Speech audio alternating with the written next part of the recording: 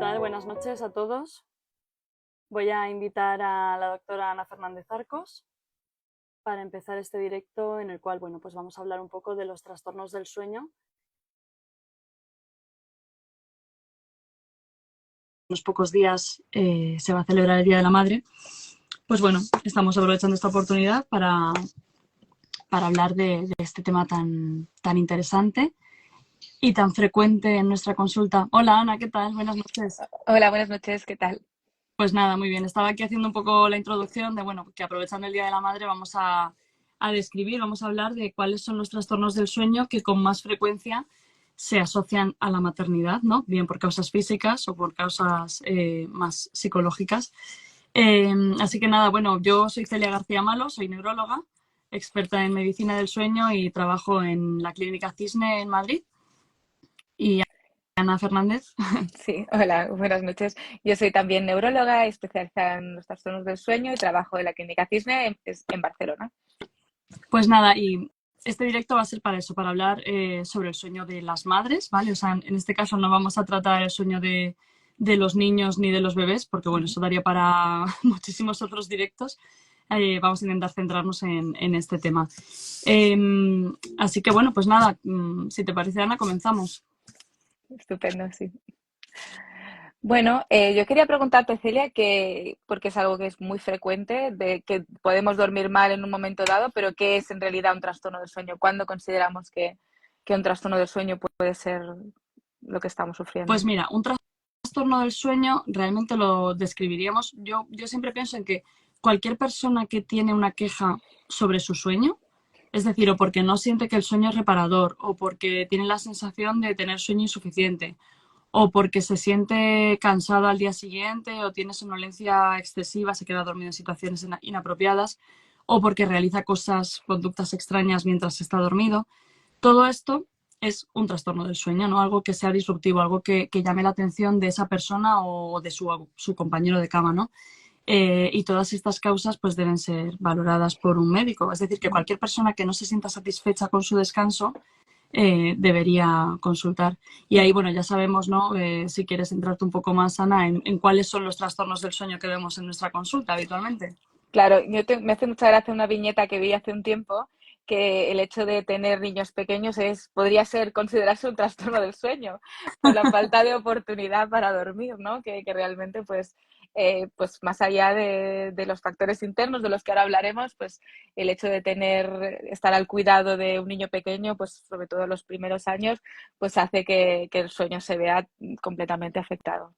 Hmm. Entonces, ya entrando y poniendo el foco en las madres, por fin, que muchas veces no tenemos muchas dificultades en la perspectiva de sexo y de género, en los trastornos del sueño, y ahora poniendo el foco en las madres, pues los trastornos del sueño más frecuentes, que serían más frecuentes en las mujeres, sería sobre todo el insomnio, ya sea la dificultad para iniciar el sueño como para mantenerlo, y también algo que se ve con mucha frecuencia es el síndrome de piernas inquietas, que es esta sensación, esta molestia que ocurre, o que se inicia o que empeora pues al atardecer o por la noche y que nos obliga a movernos, porque sobre todo se produce cuando estamos ya a reposo, cuando por fin tenemos la oportunidad de descansar y paramos de hacer todo, pues entonces empieza esta inquietud que en muchas personas realmente es un síntoma muy incapacitante, muy molesto y puede empeorar, dificultar conciliar el sueño y a veces que puede confundirse con el insomnio también.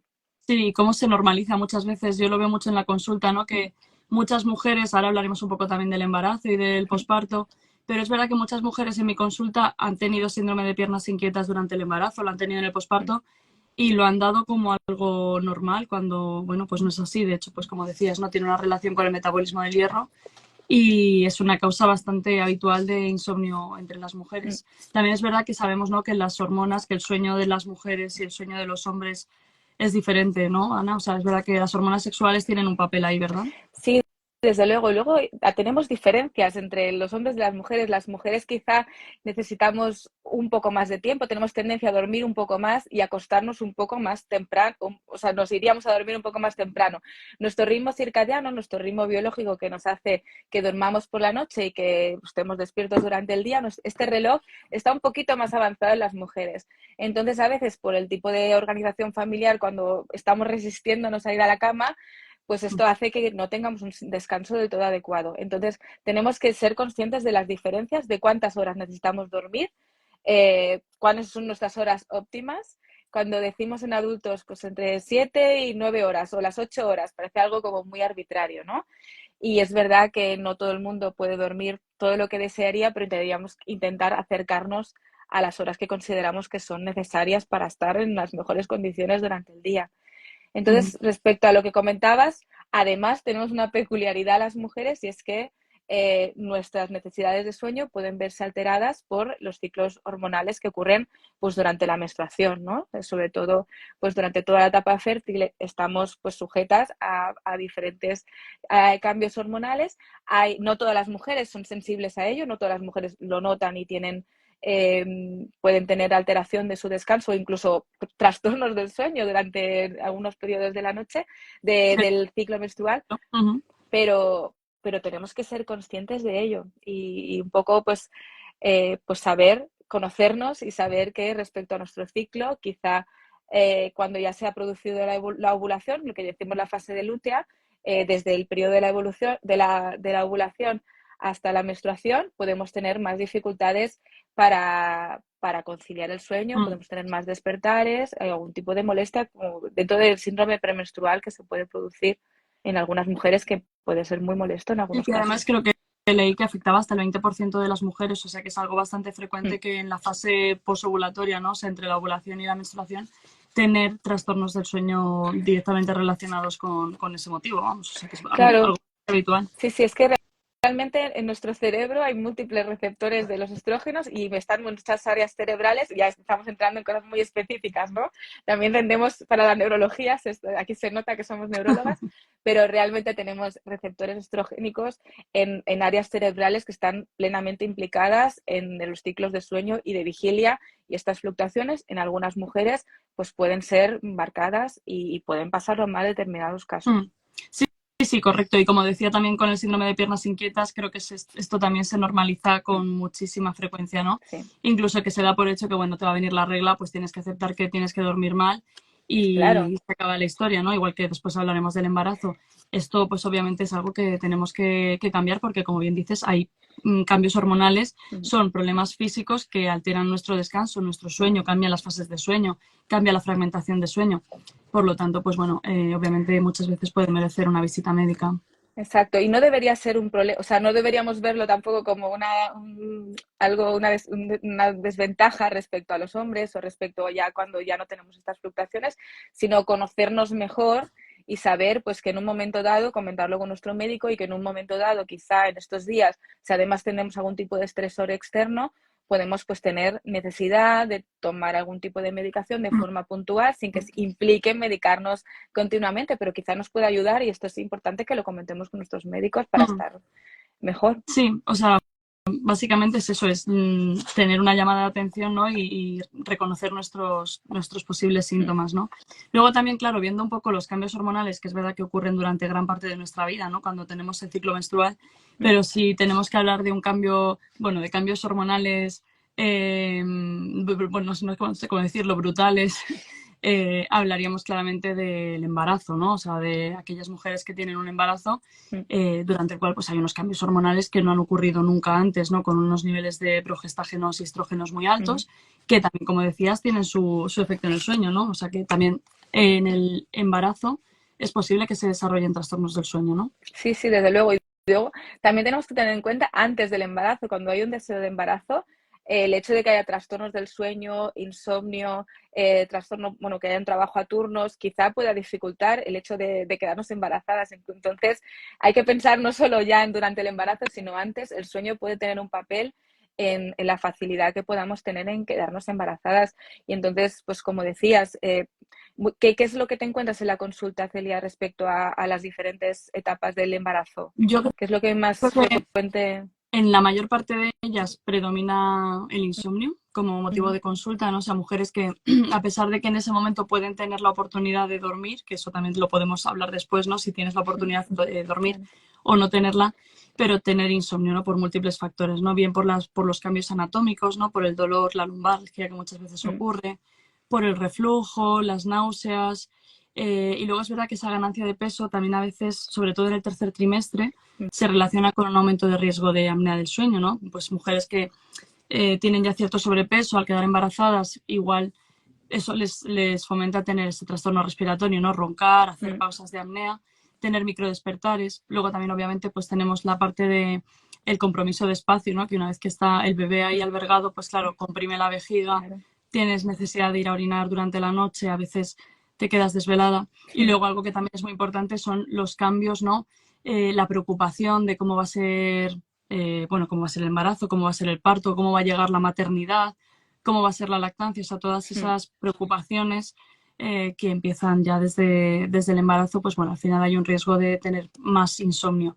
Y luego también por hablar del síndrome de piernas inquietas, porque durante todo el embarazo, de hecho, uno de los factores de riesgo más importantes para síndrome de piernas inquietas es el haber tenido embarazo, uno, dos, tres o más embarazos, aumenta el riesgo de tener un síndrome de piernas inquietas, porque es una mm. fase en la que se consume mucho hierro y como dijimos, no, pues al final cuando baja el hierro por debajo de un punto crítico, aparece este trastorno del sueño, ¿no? Y por eso, bueno, también yo viendo mujeres embarazadas en la consulta, muchas, o bueno, ya mujeres que han tenido embarazos, normalizaron en el embarazo dormir mal, ¿no? O sea, ya dieron Mm, por hecho que, bueno, pues que estaban embarazadas, tocaba tener ese problema y a pesar de que, bueno, pasa el embarazo, tienes tu bebé, pasas tu fase de posparto, etcétera, el insomnio muchas veces persiste, ¿no? Y a veces te marcan eso, como sí. es que con el nacimiento de mi primer hijo o con el segundo hijo me cambió totalmente el sueño Es muy, y muy no he vuelto frecuente a que te dormir. expliquen eso. Sí, Sí, sí, que te sí, sí. cuenten, ¿no? Del primer embarazo o el segundo embarazo, pero hay un momento súper clave que es el que inicia un insomnio que puede llegar a ser persistente. Mm. Sí, sí, lo vemos Sí, sí, mucho. muchas lo recuerdan Mm, así, que a partir del embarazo pues se empiezan a dormir mal y eso ya obviamente pues mm, se va retroalimentando, ¿no? O sea, es un poco luego entrar en el insomnio crónico, ¿no? De cómo mm, el tener insomnio se retroalimenta y favorece más insomnio, ¿no? Por estar en un estado de mm. hiperalerta, la preocupación Sí. de que no vas a poder descansar, que al día siguiente te vas a encontrar mal, etcétera. Ujú, Luego también la lactancia, ¿no? O sea, la mm. lactancia también luego es otra fase Claro. de cambios hormonales. ¿Y tú crees que el resto del personal sanitario, las personas que atienden, pues las matronas, los ginecólogos, tienen en cuenta, ¿tú crees que ya está generalizado tener en cuenta el descanso de las madres o Uf. todavía es algo que... A ver, esta pregunta es muy interesante. Yo creo que estoy sesgada para responderla, porque es verdad que, claro, yo veo mujeres a las que no se les ha prestado una especial Claro. atención probablemente, ¿no? O sea, veo mujeres que, bueno, todas lo dicen, ¿no? Que se lo comentaron al ginecólogo, que lo hablaron con la matrona, que lo Mm, hablaron con una enfermera, ¿no? Y que la mayor parte de esas personas pues les dijeron que, bueno, pues que estaban embarazadas o pues que era lo que tocaba, ¿no? Esto sí. es el embarazo, esto es así. Mm, Y muchas de ellas realmente, bueno, tengo casos muy fuertes, ¿no? Pero muchas de ellas tenían un trastorno del sueño grave, una mm, apnea del sueño, por ejemplo. Es que me estoy acordando de una mujer que claramente me contó que en todo el embarazo su marido estaba muy preocupado porque veía las pausas de apnea y no llegó nunca a una unidad de sueño, ¿no? mm, Con una, vamos, la apnea del sueño, pues hoy en día se puede diagnosticar bastante fácilmente, se sí. puede tratar. Así que creo que, a ver, en eso no, Claro, no y estoy... además con la importancia que puede tener no solo para la madre, sino repercusión sobre el futuro bebé, sobre el feto, porque hay que recordar que las apneas producen, además de una fragmentación del sueño y un sueño de mala calidad, pues produce una disminución, o sea, una disminución intermitente de los niveles de oxígeno en sangre de la madre, que al Mm. final eso es el oxígeno que alcanza al futuro bebé y realmente puede tener más riesgo esa mujer también de tener hipertensión, de tener más complicaciones. Diabetes gestacional, o sea que es verdad que al final es algo que bueno, que tiene que Mm, estudiarse siempre por eso y al final yo ya te digo que no soy una persona que pueda ser objetiva en eso porque veo mujeres que me lo describen y me da mucha pena, ¿no? Porque digo, jolín, es que cómo puede claro. ser que esto lo estemos haciendo tan mal, que se esté normalizando un síndrome de piernas inquietas grave durante el embarazo, una apnea del Claro. sueño, etcétera. Sí, No llama sé. la atención quizá también dentro de los embarazos de riesgo que no haya más derivaciones por parte, que también eso es trabajo nuestro, no es que estemos echando la culpa a No, otros especialistas. Yo creo que también el trabajo de divulgación nuestro y de dar a conocer todo lo que afecta al sueño de forma transversal a todo tipo de enfermedades y también de estados fisiológicos como es el embarazo, que tenemos que intentar pues trabajar más en equipo y creo que quizá respecto a los buenos hábitos de la alimentación, del mantener el ejercicio, del peso, es algo que se trabaja mucho las matronas tienen muy en cuenta seguramente y seguro que hay muchas que también hablan del sueño, pero y poder identificar las mujeres que realmente tienen un trastorno de sueño tratable claro. pues es muy importante. De hecho, también yo creo que hay muchas mujeres que deben rechazar consultar porque piensan que les van a dar les van a prescribir algún tipo de tratamiento y durante el embarazo, durante la lactancia, por supuesto, no están dispuestas a tomar ningún tipo de medicación que pueda afectar a su bebé, Sí, ¿no? Que también es... pero bueno, es verdad que, oye, que los médicos que nos dedicamos a medicina del sueño es un periodo particular, ¿no? Porque, bueno, tienes una limitación a la hora de dar fármacos y por eso, pues, oye, tienes que ser mucho Claro. más, no sé cómo decir, pero dar, obviamente, cosas que sean seguras para el embarazo, ¿no? Pero que la mayoría de casos las hay, me refiero, no siempre. Hay mucha tendencia de pensar que los especialistas en sueño vamos a dar hipnóticos o vamos a dar medicación Eso también, y a veces es al contrario, sí, ¿no? Que en muchos casos pues vamos a tratar buscar la causa de forma específica, que es lo que está causando ese problema para dormir. No es simplemente dormir a la persona, sí, o pautándole sea, algún tratamiento, sino revisando, ¿no? O que sea, revisando un poco todo, revisando ¿no? ver qué es lo que podemos mejorar en cuanto a hábitos, en cuanto a, bueno, pues muchas cosas que siempre podemos mejorar, pero también hay tratamientos, pues como lo que comentabas, ¿no? La CEPAP para las apneas, como el tratamiento con hierro, las embarazadas que puedan tener un hierro bajo, pues que no Mm. tienen, no es un fármaco en sí, sino que está No, de hecho, tratando por la eso causa el o es hierro, sintomática. de hecho, en muchísimos embarazos se recomienda porque hay una anemia ferropénica, o Claro. sea, es bastante frecuente que ocurra. Mm. Sí, sí.